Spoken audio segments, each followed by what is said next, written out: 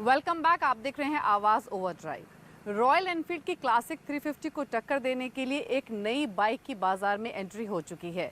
जी हाँ, ये बाइक है बेनेली इंडिया की इम्पीरियले 400। रेट्रो स्टाइल वाली ये बाइक क्या वाकई में रॉयल एनफील्ड क्लासिक 350 को टक्कर दे पाएगी? आइए देखते हैं।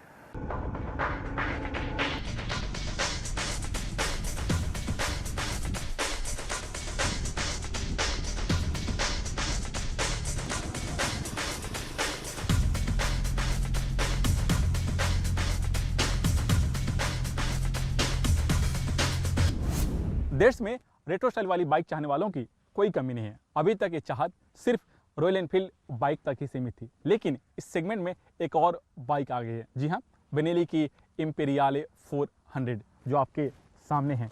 कीमत है 1,69,000 रुपया।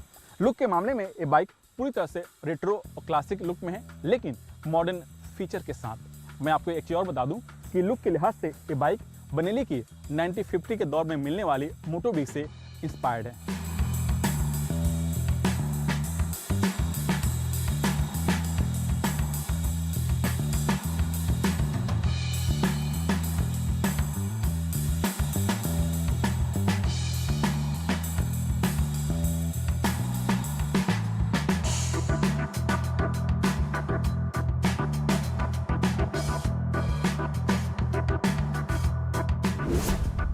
अब सवाल उठता है कि बाइक दिखने में कैसी है। तो मैं बता दूं आपको, जैसा मैं आपको पहले बताया था कि इस बाइक की जो लुक और स्टाइल है वो रेट्रो लुक में है, और इसके लिए यानी रेट्रो लुक के लिए जो इसका हेडलैम्प है उसे राउंड शेप दिया गया है, और ये हेडलैम्प है हैलोजन बल्ब का इसमें इस्तेमाल किया गया है। जो इसका स्पीडोमीटर है वो भी राउंड शेप में, और ठीक स्पीडोमीटर को दो भाग में बांटा गया है, एक स्पीड के लिए और दूसरा आरपीएम के लिए। और दोनों के बीच में एक छोटा सा LCD स्क्रीन है जिसके अंदर आपको गियर इंडिकेटर और फ्यूल गेज इंडिकेटर मिलता है। हैंडल बार में लगे जो स्विच हैं वो काफ़ी अच्छे हैं, और ठीक इसके अंदर एक हैज़र्ड लाइट का बटन दिया गया जो कि रॉयल एनफील्ड बाइक में नहीं मिलता है, क्योंकि इस बाइक का जो कंपटीशन है उसी से है। जो इसका फ्यूल टैंक है उसे भी क्लासिक लुक दिया गया है, और जो इसकी कैपेसिटी है 12 लीटर। और फ्यूल टैंक के ऊपर स्क्रैच ना आए इसके लिए रॉयल एनफील्ड बाइक की तरह दोनों तरफ आपको पैडिंग दिया गया है। सीट है उसको दो भाग में बांटा गया है, राइडर के लिए और दूसरा पिलियन के लिए। सीट काफ़ी कंफर्टेबल है, और जो सीट का हाइट है 780 mm, यानी नॉर्मल राइडर भी इस बाइक को आसानी से चला सकता है। लेकिन जो इसका हैंडल बार की जो पोजिशनिंग है वो थोड़ा सा और बेटर हो सकता था मेरे लिहाज से।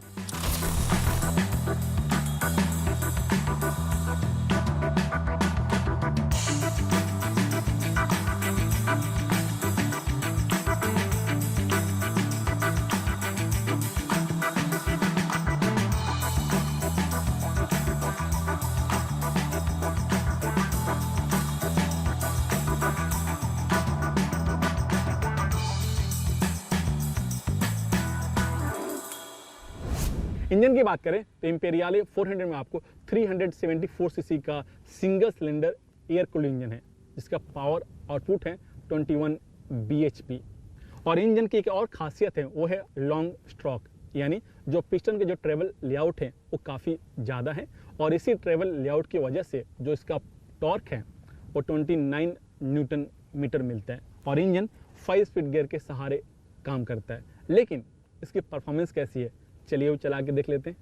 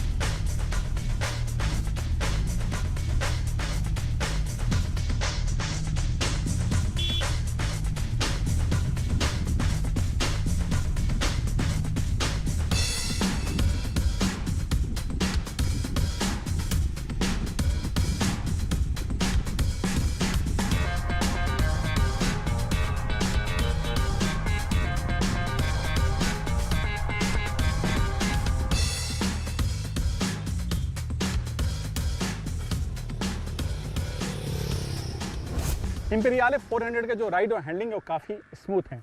लॉन्ग स्ट्रोक इंजन होने के बावजूद भी जो इंजन से जो वाइब्रेशन और नॉइज़ निकलता है वो काफ़ी कम है। रोड पर बेहतर ग्रिप मिले इसके लिए फ्रंट में 19 इंच और रियर में 18 इंच का वाइडर टायर लगे हुए हैं। ब्रेकिंग की बात करें तो इसके फ्रंट में 300 mm का डिस्क ब्रेक और रियर में आपको 240 mm का डिस्क ब्रेक दिया गया है और दोनों ही व्हील में आपको ABS सिस्टम लगे हुए हैं। अब सबसे बड़ा सवाल कि क्या इम्पीरियल 400 को लेनी चाहिए नहीं, क्योंकि इस बाइक की जो कीमत है 1,69,000 उस प्राइस ब्रैकेट में रॉयल एनफील्ड की 350 क्लासिक भी है, जावा भी है और बजाज की डोमिनार भी है। अब आपको तय करना है कि आप किस ब्रांड को लाइक करते हैं। और चलिए यहाँ से रुक करते हैं हमारे खास segment tip of the week का। हमारे खास segment tip of the week में हम बात करेंगे कि टायर्स का कैसे ख्याल रखना चाहिए, क्योंकि टायर की कंडीशन से गाड़ी की परफॉर्मेंस पर बहुत असर पड़ता है। साथ ही हमारे मन में ढेर सारे सवाल आते हैं कि टायर्स कब चेंज कराने चाहिए, क्या बड़े साइज़ के टायर्स लगवा सकते हैं, किस कैटेगरी के टायर्स लगवाने चाहिए, वगैरह वगैरह। तो चलिए यही जानते हैं कि टायर्स का कैसे ख्याल रख सकते हैं हमारे इस खास सेगमेंट में। टायर प्रेशर और गाड़ी के माइलेज के बीच गहरा रिश्ता है। आपकी कार का टायर प्रेशर काफी हद तक आपकी गाड़ी की परफॉर्मेंस पर असर डालता है, इसलिए जरूरी है कि समय समय पर आप अपनी गाड़ी के टायर प्रेशर की जांच कराते रहें। खासकर हफ्ते में 2 बार सुबह के वक्त टायर प्रेशर जरूर चेक कराएं। गाड़ी के टायर को हर 6 महीने या 8 से 10,000 किलोमीटर चलने पर रोटेशन करवाना बहुत जरूरी है। इससे चारों टायर की ग्रिप एक समान रहती है। टायर के रोटेशन में स्पेयर व्हील को भी शामिल करें। कंपनी की तरफ से दिए गए टायर साइज के अनुसार ही टायर लगवाएं। बड़े साइज के टायर लगवाने से बॉडी में टच होने का खतरा रहता है। साथ ही लो प्रोफाइल के टायर लगवाने से ग्राउंड क्लियरेंस कम हो जाती है। दोनों ही हालत में गाड़ी की परफॉर्मेंस और माइलेज पर असर पड़ता है। अगर गाड़ी कम चली हो और टायर ज्यादा ना घिसे हो तो भी 5 से 6 साल में टायर जरूर बदलवा लें, क्योंकि टायर में इस्तेमाल किए गए रबर की अपनी लाइफ होती है। इसलिए सेफ्टी को ध्यान में रखकर ये काम जरूर करें। टायर में ग्रिप होना जरूरी है, क्योंकि ग्रिप कम होने से रोड पर गाड़ी की पकड़ कम हो जाती है। ऐसे में अगर कभी भी इमरजेंसी ब्रेक लगाने की जरूरत पड़ जाए तो गाड़ी के स्किड होने का खतरा बढ़ जाता है।